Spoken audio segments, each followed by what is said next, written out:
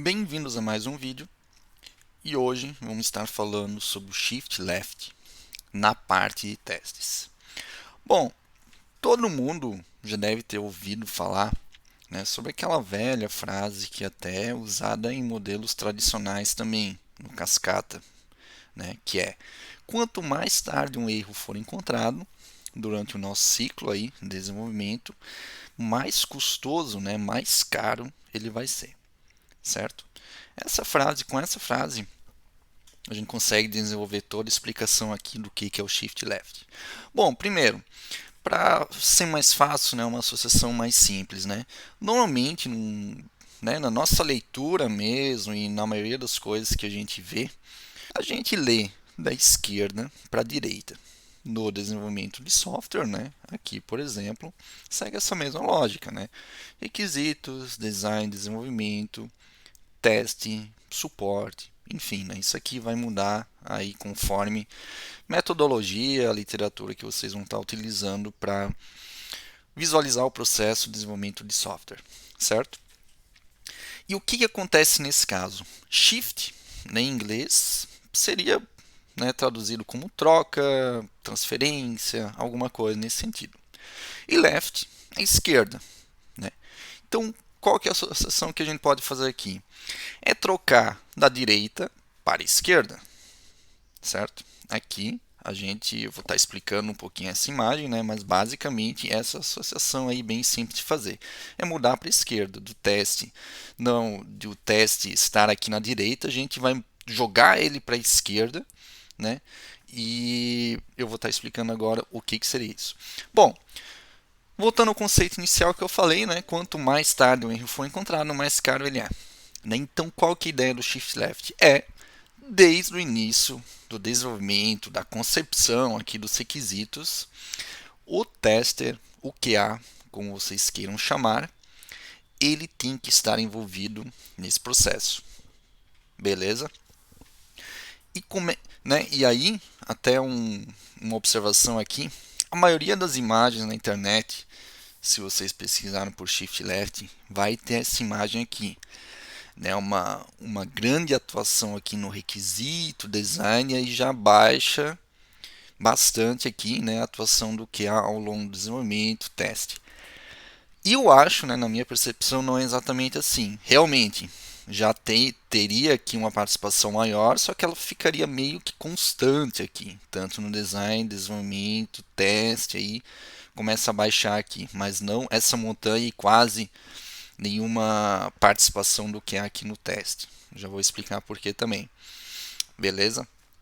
Mas se vocês pesquisarem na internet, a maioria dos casos vai ser assim. Beleza? Então, qual que seria a ideia, né, do porquê isso seria bom? Né? Nas metodologias ágeis, normalmente a gente tem a divisão aí por sprints, né, pequenos intervalos aí de tempo, onde que o desenvolvimento acontece, e a gente vai estar entregando de forma contínua, né, o valor para o cliente cada vez mais rápido. E qual que é a ideia aqui? Uma vez, né, que o planejamento, aqui falando em requisitos especificamente, né, uma vez que o planejamento, o refinamento, ele está pronto, né, e também durante, tanto os devs e os QAs, aqui que está a grande diferença, né, e os QAs e o PO, enfim, as pessoas de negócio, né, elas devem planejar aqui como organizar o código para que ele seja testável, para que o sistema seja testável. Se o QA fosse apenas envolvido aqui no final, vários problemas poderiam surgir aqui. E, aí voltando, quanto mais tarde um erro for encontrado, mais caro ele vai ser. Aqui no planejamento do requisito, muitas coisas o QA ele poderia estar encontrando também já bugs, problemas no requisito, problemas no entendimento disso, né? E no Shift Left, tudo isso seria antecipado muito.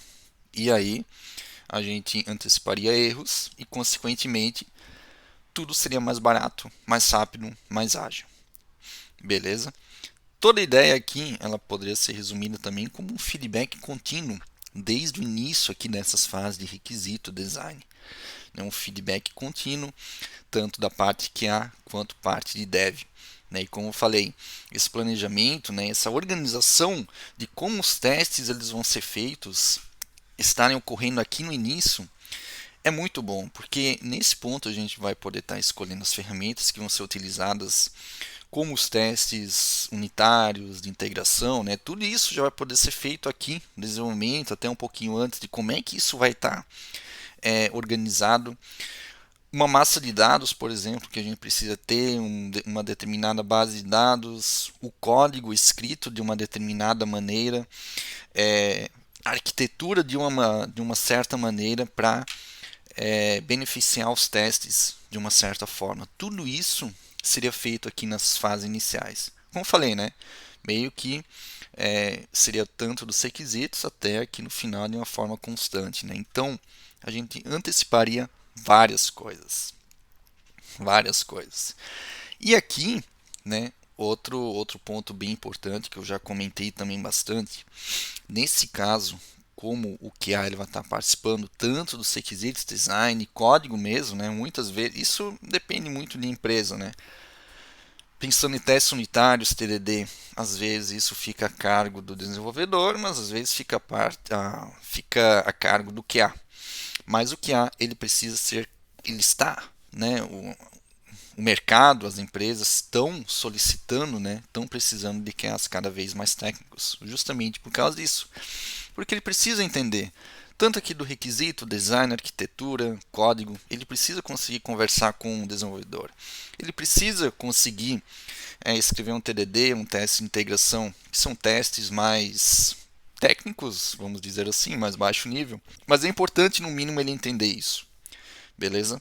E aqui, como ele vai estar participando desde o início, aí vem outro conceito bem legal, né, que é do ágil, né, quando a gente fala de QA dentro de um contexto ágil, que ele funciona mais como mentor, ok? E isso é muito, muito importante. Ele precisa mentorar toda a equipe no papel de qualidade, né? Precisa ter essa mudança aqui que está a principal mudança, né? Teoricamente, fazer tudo isso aqui não é tão difícil, né? A gente está sendo envolvido desde o início. A grande questão aqui é, culturalmente falando, pode ser muito difícil, porque convencer os gestores, gerentes, claro, né, que não estão aí, que ainda estão em processo de mudança, tal, né, convencer eles que o QA ele precisa estar participando aqui no início, é uma mudança cultural. Para quem ainda está com um pé ali no modelo cascata, né, e não está muito familiarizado com o ágil.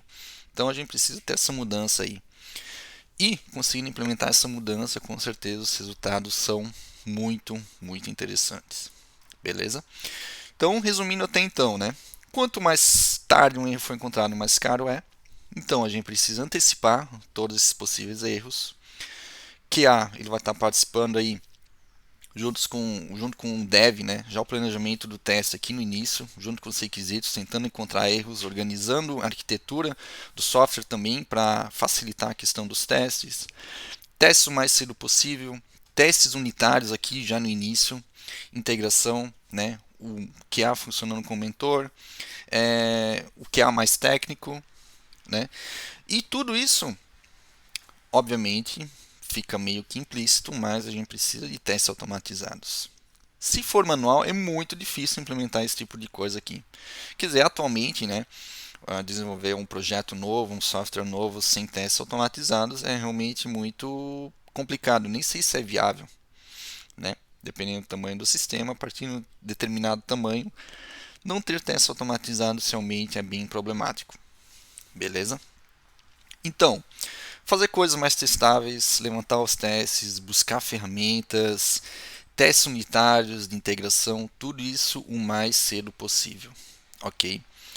Mas né, aí também tem aquela questão da pirâmide de testes, né? Mais testes unitários de integração, porque eles são mais rápidos, né? Eles são mais rápidos de executar, beleza? Claro, vai depender.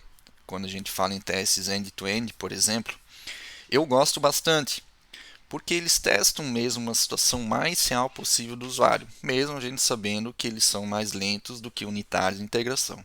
Aí vai depender aí do planejamento do time de vocês, da tecnologia que está sendo utilizada, no projeto, enfim, várias coisas aí que podem estar influenciando nessa decisão. Mas a ideia aqui é muitos testes unitários de integração, a gente já consegue cobrir bastante aqui a qualidade já no início aqui, nessas fases iniciais, requisitos, design, desenvolvimento, beleza? Outras coisas, né? Como eu falei, tecnicamente não é difícil fazer isso, culturalmente sim, né? E o próprio ágil, né, quando a gente fala em ágil, ele já possibilita, ele facilita o modelo Shift Left. Porque o QA ele já participa de refinamentos, aí dependendo do que vocês estão utilizando, né, refinamentos e já estão envolvidos, né, já é um time multifuncional e todo mundo já está participando de tudo, né? Então, o Shift Left, na verdade, dentro do Ágil, ele foi mais uma definição, né, um novo termo aí que surgiu, né, para conseguir explicar isso de uma forma um pouco mais simples, beleza? Bom, resumidamente seria isso, né? O Shift Left é bem mais simples o conceito do que parece, né? É um termo que ainda não é tão conhecido, mas como eu falei, né? Quando a gente trabalha com ágil, com certeza em algum nível vocês já estão utilizando o Shift Left, né? Porque todo mundo participa de tudo, teoricamente, né? Então, QA como mentor, QA mais técnico, tentar antecipar erros, mais testes unitários, mais testes de integração, escolha de ferramentas conforme o design que está sendo feito, verificar erros nos requisitos, no negócio, uma arquitetura direcionada para os testes, né? Tudo isso a gente tem de benefícios aí quando a gente fala de Shift Left. Beleza? E, obviamente, né, tem várias outras coisas que facilitam, como o TDD, o BDD, né, tudo isso aí está muito ligado ao ágil, né, e, obviamente, ao Shift Left também, mas eu não vou entrar em detalhes, a gente pode fazer um outro vídeo aí, especificamente sobre essas questões aí, beleza? Espero que tenha ficado claro o que é Shift Left, e dê um joinha e até o próximo vídeo.